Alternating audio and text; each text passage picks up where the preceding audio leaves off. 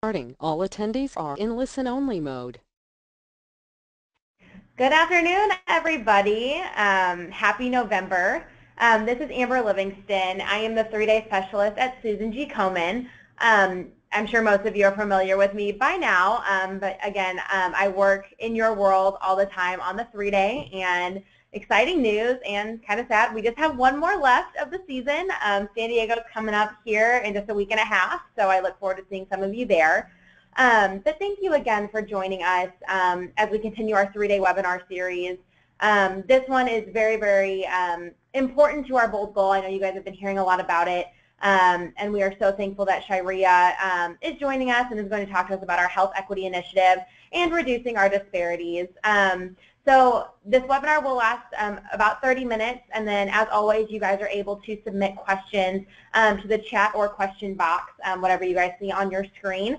And we will get to those at the end of the webinar, and then whatever we don't get to, as always, we will get those questions answered and then submit them out to you all via email. So with that, I'll turn it over to David, and he will introduce Shairia.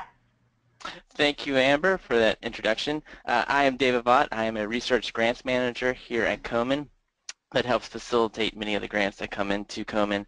And so I'm going to introduce our esteemed speaker today. Shairia Thompson joined Komen in 2015 as a senior advisor to the CEO for Special Initiatives to lead our national effort to end breast cancer disparities. Shairia brings more than 15 years of education, health, advocacy, and outreach experience from Capitol Hill and in a variety of frontline roles serving in Massachusetts, New York, and Washington, D.C. Shairia's perspective and insight into public-private partnership development expanded the district's only federally funded Area Health Education Center, or AHEC. She served as AHEC's program director, then transitioned to executive director, working in underserved communities in our nation's capital. During her time at AHEC, she co-founded the DC Pink Divas with the Susan G. Komen Community Grant to create an education, navigation, and lay health worker training program that has since impacted more than 10,000 lives. Her leadership on the implementation of the Affordable Care Act has been recognized by Vice President and Dr. Biden, Health and Human Service Secretary Sylvia M. Burwell, and Office of Personnel Management Director Catherine Archuleta. So it's my great honor to introduce Shairia and take it away. Well, thank you, David, and good afternoon to the 3-day community. I'm honored to be here with all of you. I have had a chance to meet you in different aspects of the work that I do here at Komen, but I first want to say thank you as a Susan G. Komen grantee coming to the national headquarters team. The work that you do means so much, and it fuels our initiatives, whether that be the BOLD goal or how our new initiative to reduce disparities to achieve health equity is making a difference in communities across the country. So thank you.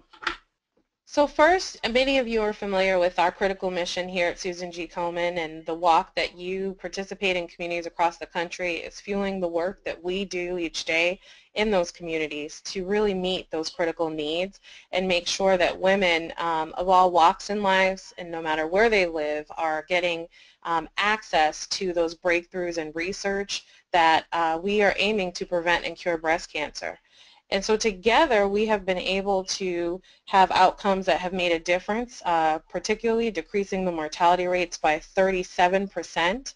We have together been able to engage over 23 million people in Susan G. Komen community events, and now more than 3.1 million U.S. breast cancer survivors exist out there. And that's the largest group of cancer survivors in the United States. And we know that there is more work to be done. So we certainly have done a lot together, but we know there is much more to be done. And so a promise that started between two sisters, Nancy and Susie, is now a promise that we are making to each and every community across the country, because we believe that where you live should not determine whether you live.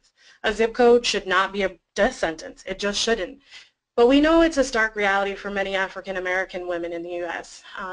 Many women, like the ladies that I serve here in the D.C. area that I call my Pink Divas, for you it might be a sister, it might be a father, it might be a mother or a loved one, but we know that we are sick of seeing them pass away just because they may live in a different area where they might not have the same access to care or may be treated differently by the healthcare system.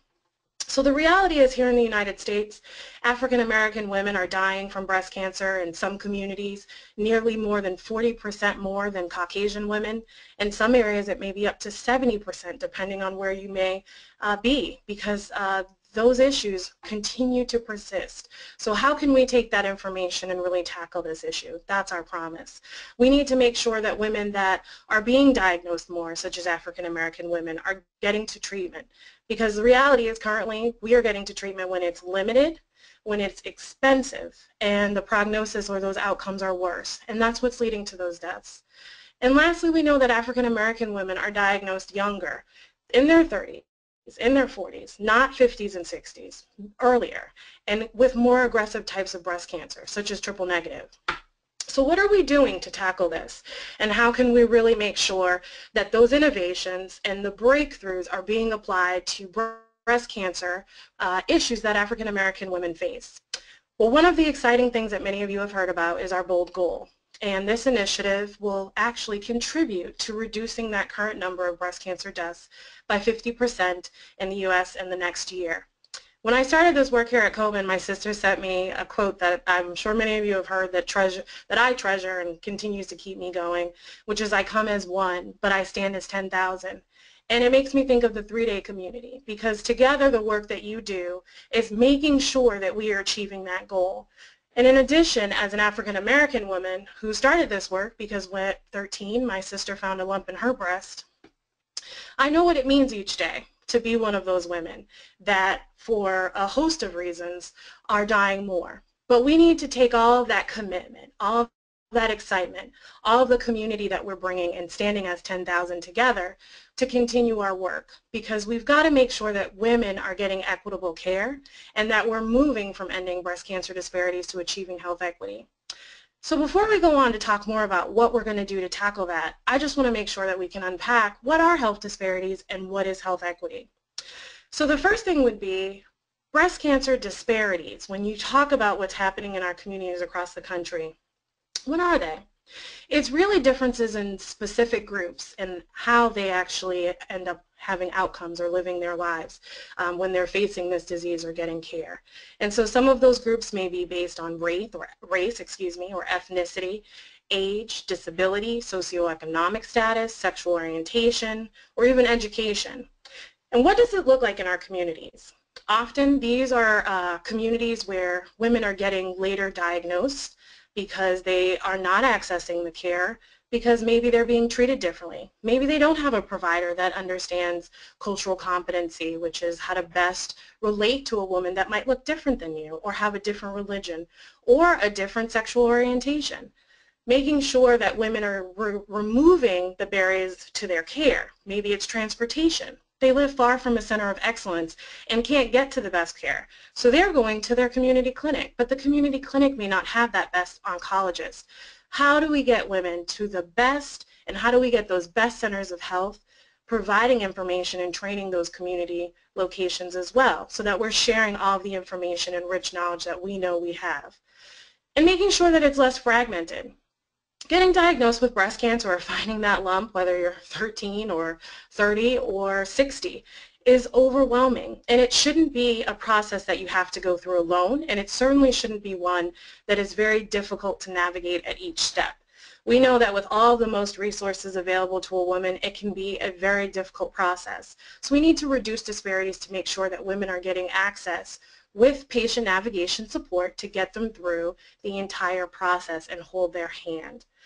Lastly, we know that if we tackle these disparities, we will be able to reduce the high number of death rates. And that's how you actually move from death and disparities to really achieving health equity, which equates to women living more. And that's our big goal here. So we want to make sure that we are attaining the highest level of breast health for all people, ensuring that everyone has a full and equal access to the best quality of life and breast health care that is available. Again, can a woman get to that best breast center in their community? And how is a woman responding to the services that are available to her in her community? Is she getting early stage diagnosis, which is going to make so much more of a difference because she's not getting diagnosed at stage 3 and later at stage 4. Earlier is going to increase that chance of survival. So how do we do that together? Making sure that she has access to screenings and that the technicians that are providing that care and support are well trained, because if you're getting called back often, you're not likely to actually go through the system as quickly and get to the next step, which is treatment, which is really going to make sure that she is getting better coordinated care and potentially, in many cases, stronger outcomes for a chance of survival. Lastly, that equals lives saved. And I can't stress it enough, because I know for us, we want to continue to be able to have more time with our loved ones and family members. And for a group of women like myself, there is a way forward, but we know that it's not just what's happening in your community, those socioeconomic factors that are creating disparities. It's also what our great Komen scholar, Dr. Fumio Pade in Chicago, often calls a perfect storm. And so the research that we've been able to fund, that you also contribute to with the 3-day community, has really done a deeper dive at looking at what's happening for African American women to increase the number of death rates much more, that 40% that African American women are dying more than white women. Well, we know that it's differences in mammography quality, again, treatment and follow-up, delays, misuse or underuse of the treatment, and looking at those patterns of care. Are women getting to treatment in a timely fashion? And what are those racial disparities? Is it Latina women? Is it African American women? Are there different cultures or women with disabilities or women from LGBTQ communities that are getting treated differently? Those are all disparities that we know we need to explore and invest in. And so the fact is, here, African American women, breast cancer deaths are higher in some cities in the United States due to biology, socioeconomics, and cultural factors. Why is that the case? Well, some of it we have spent a good deal of time learning more about with innovative projects such as Dr. Fumi's research. Another program in Chicago that we invested in, the Chicago Task Force, has learned more about navigating women to care in a timely fashion and moving past those cultural factors. But we also know that there is an aspect that women can do better, and when they have high quality care and coordinated care, it looks like this. And so we want to make sure that we are finding ways to mirror the following things here. How can health equity be achieved? We can provide high quality medical services that meet rigorous standards, individual empowerment and community leadership. That's exactly what we do with our 3-day community and how we've started this work, which I'll talk a little bit more about. Patient-centered care and navigation, that's holding the patient's hand through the entire process so that they're not alone. And making sure that the providers understand that you, the patient, myself, the members of our family and the community are really driving the care together with the provider. And then lastly, making sure that long-term improvements in community health and services are being invested in. This isn't a one and done, and we've got to make an investment to go together. And in order to close our breast cancer gap, I'm really excited to share that Komen is partnering with the Fund 2 Foundation to implement a $27 million initiative that we are calling the African American Health Equity Initiative, which will be dedicated to reducing African American breast cancer mortality rates by 25% in the next 5 years in the U.S. cities where the disparities are the greatest. And we know that we can't do this alone. And so we know that we have to partner and build trust in communities across the country. I talked in the beginning about those vulnerable areas, and we're going to show a map about what it looks like on the ground to come together with our Komen community and these cities where women are dying more.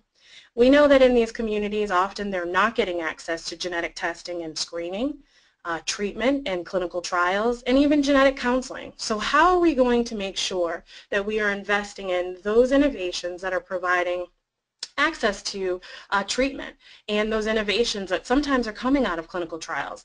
But also, if this is a genetic component, how are we getting women into genetic testing and allowing them to be counseled to have a conversation that then informs their family's conversations around the genetic aspect of that, maybe triple negative breast cancer or BRCA or what it may be for their particular family. So again, making sure that women are empowered and knowledgeable. We're also looking to reduce barriers to quality care through patient navigation. And as you heard in the beginning, I am very passionate about patient navigation because I think that this is one of those areas where it doesn't matter what you look like. Studies show that outcomes are better for women when they have support. And so many of you are a family and you know that you've got that 3-day sister to lean on. What does it look like when a woman has quality care that she is getting to because of a patient navigator? It's really making sure that she's going through all of that complex healthcare system. Maybe it's starting at the church. Maybe it's starting at the sorority.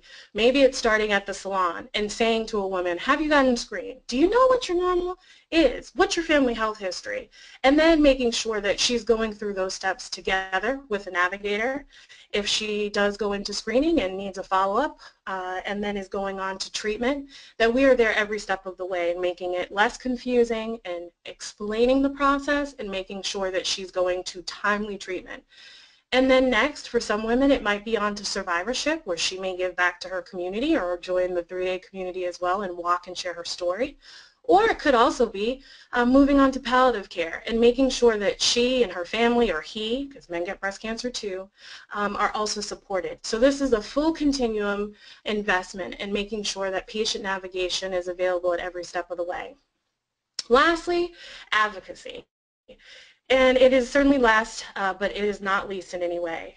This is where we are able to share our voices at a state and federal level. Today is election day, and I'm sure it is front of mind. What does it mean to be able to tell your story to an elected official or to your state program to understand what the power of the breast and cervical cancer program provides in your community, that free mammogram that makes a difference.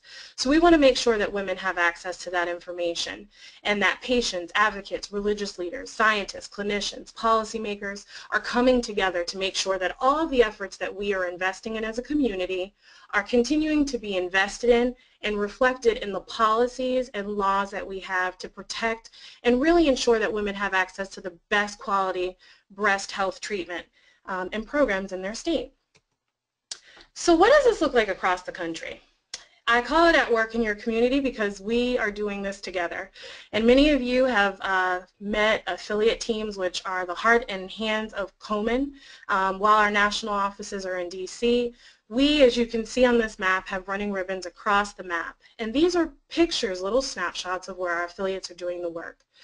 Along there, you'll also see these black dots, which includes, information on the cities where the disparities are greatest for the initiative that I just shared about. So our African American Initiative is making an investment at looking at where African American women are being diagnosed more and where we are dying more than Caucasian women, and making sure in those metropolitan city areas that we can do the work together that we just discussed. So this shows you a bit more about where we'll be going. But here's a bit of what we've done together through investment. And I'm going to just call out this $95 million because I am so honored and pleased that with your support from the 3-day community, we have been able to invest over $95 million into disparities research since 1982 to make sure that we are researching those triple-negative breast cancers that affect women more of color, and making sure that we're looking at research that allows for pipeline of diverse researchers and healthcare providers to be providing that care to women. And how do we get access in our communities? If often we know that it's hard for women to get to a center of excellence, how do you get a woman to have access? Is it best through transportation, or is it best managed with providing patient navigation? Or is it a hybrid? So all of that information is really important because we have to do this in a targeted, and collective way. So together, Komen since 1982 has invested in a number of things that have reduced breast cancer disparities. But in 2014 alone, we invested in over 100,000 clinical breast exams. We have invested in over 150,000 patient navigation resources and programs. We have invested in over 33,000 treatment assistance. That's that direct dollar that helps a woman who may need that lift to get to her treatment. She may need support to get that child care, or making sure that for prescription drug access, it's going to make a difference for her. Lastly, mammograms and diagnostic services. Again, this is a frontline safety net that is so important to making sure that women are getting screened and screened early, and making sure that if you are a survivor or a woman that has already had a suspicious finding, that when you go in to get your treatment, that you can have access to that diagnostic services and mammography that will make, in many cases, a huge difference for the number of women that are surviving breast cancer. So collectively, we knew that we wanted to go and invest and have a conversation for this initiative across the country. And in 2015, we started that dialogue with community leaders just like yourself. And we first started in Washington, D.C. We have gone to Oakland, Memphis, Tennessee, St. Louis, Dallas, and Chicago, which I know many of you have had a chance to be inspired by Dr. Cherie Prentice on the 3-day, who I was honored to engage with, not only from her 3-day story, but her experience as a survivor and a physician has helped this initiative as well. And so she served as our moderator in Chicago and continues to help us learn about the best ways to look at providing support to women in Chicago, but across the country, and making sure that African American women, their voices are at the table for this initiative. In 2016, we went on to Philadelphia, Pennsylvania, Norfolk, Virginia, which I just had the pleasure of being at this weekend as well, where their board chair just finished a 3-day and personally made a commitment in honor of his wife. In Atlanta, Houston, and in 2017, we will have a culminating summit in Washington, D.C. So I'm sure many of you look at these communities and think, I've worked there. And the work that you've done and the women that you've met has truly made a difference to help shape how this initiative will move forward. But as the San Diego 3-day is coming up, I just wanted to share a snippet of what this work looks like on a local level.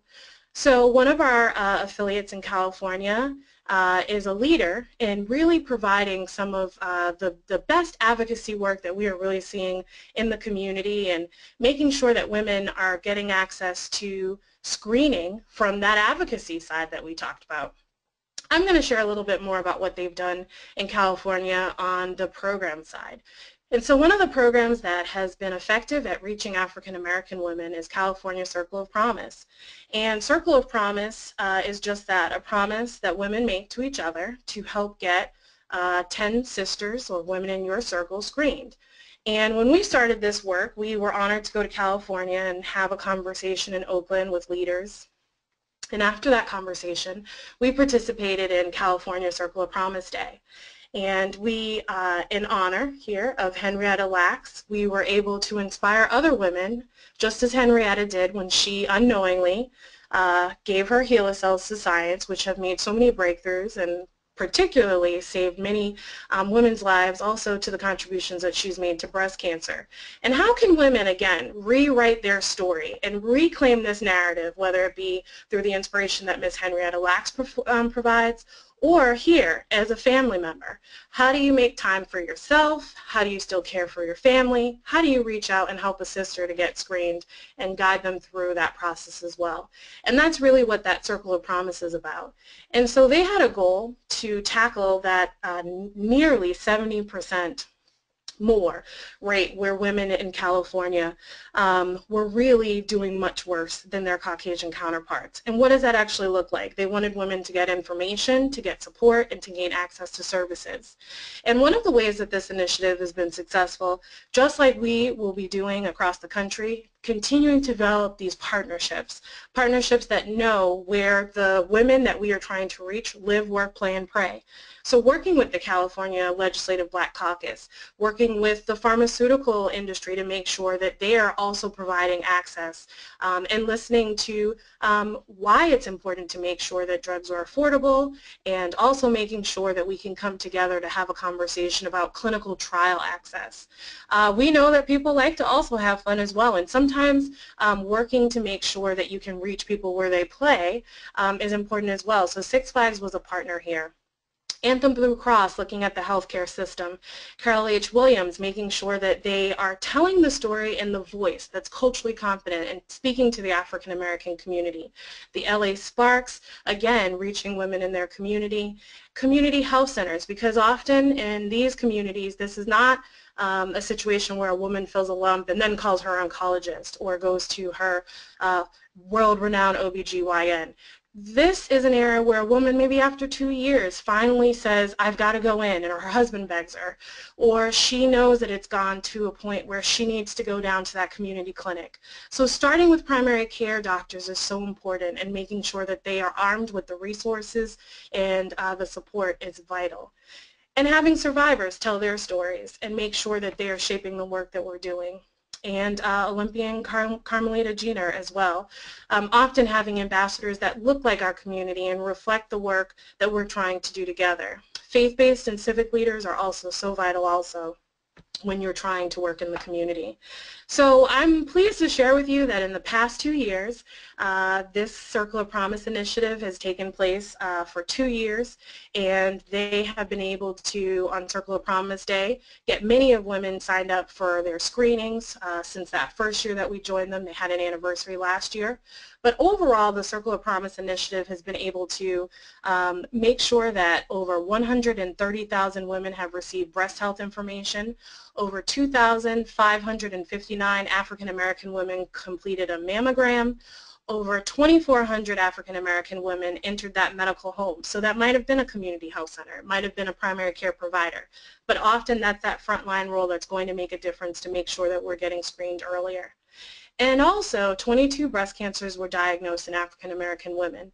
And that's really important because we need to make sure, again, that we're getting screened sooner, but that we're getting diagnosed sooner, so that we can get to treatment in a timely way to make sure that we are surviving breast cancer. So I just want to say again, thank you for fueling our impact, because we would not be able to do this without the support of the 3-day community. I can tell you that firsthand. I know that each and every time I have an opportunity to hear another story from one of our community survivors, that it reflects the work that you fund each and every day. And it reminds me of that promise that you make as you come out to the 3-day, and it makes me think of the promise that I've made with my sister as well. So I just want to continue to encourage you to continue to walk and help fuel the work that we're doing together. And I want to also encourage you to stay connected, because this is not a static initiative. We have to work together to actually achieve that goal of reducing breast cancer deaths for African American women. And how do we do that? We need to hear from you, and we need you at the table.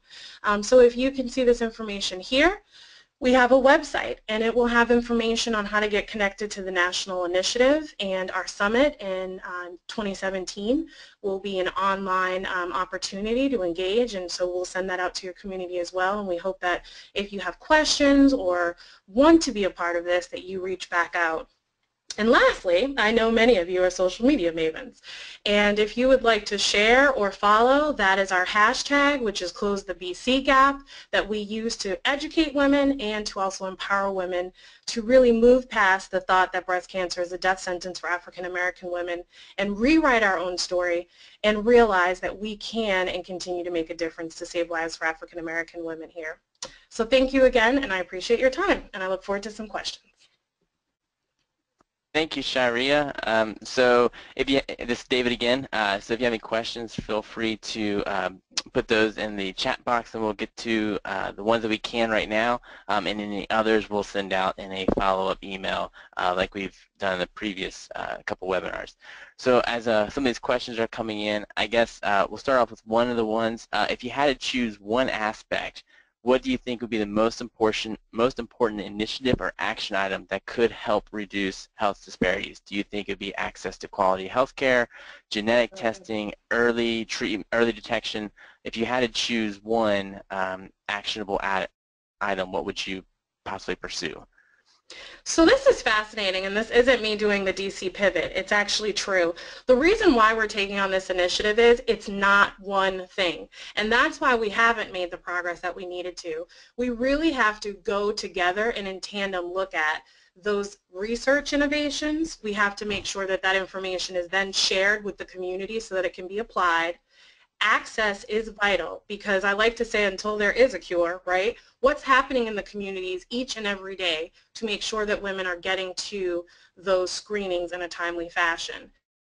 So they really are neck and neck, because you can have the best healthcare center and you can have the best navigator and you're getting women there in time. But if she's got triple negative breast cancer and we haven't figured out the biology of that particular type of cancer and making sure that we can provide her with the best outcomes, there's going to be an aspect where the biology really is important. So making sure that we can continue to invest in the research at the same time as the intervention is really vital.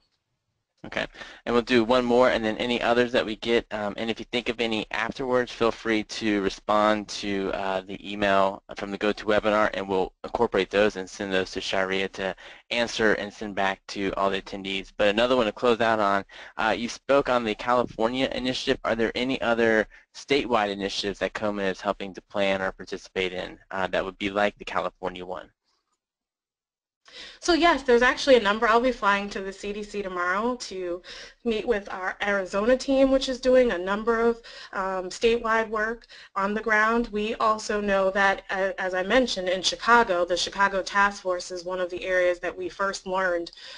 We made about a $2.5 million investment, and in about 5 to 7 years, they tracked what they started as a community conversation, just like we're doing, and coming together to identify where were those centers of excellence, why women weren't getting to care in time, who they needed to tackle, getting all of that data, and it's required now to be provided, and making sure that they could share some of those best practices. So one of the parts of this initiative is taking all of that best practice that we learned from and invested in, and we currently have a partnership where we are looking and exploring in Memphis around the best practices that we learned about in Chicago. And that's one of the components that we'll be investing in each of the communities that I highlighted on the map as well. So if you have any additional questions on other statewide examples, I'd be happy to share those out, so feel free to ping the 3-Day community. Also, there are many breast cancer task force and coalitions that are budding up or have been leaders in this space that we'd be happy to share with you. All right. Well, thank you, Sharia, and thank you for everybody that joined us on this webinar. We will not have one in December, but we'll be back on back in the rotation come January. Amber, do you have anything that you'd like to say last to the community? Yeah, thank you guys again for joining us. Like you said, we're going to take December off from a webinar perspective. You can still expect to see the blog posts coming in, though, for November and December. And then, like you said, we'll be back in rotation with the webinars back in January. So again, thanks for joining us. And if I don't see any of you in San Diego, then you will see us again on our webinars in January. Have a good afternoon, and we'll see y'all soon. Thanks. Thank you again. Bye-bye. Take care. Bye. Bye.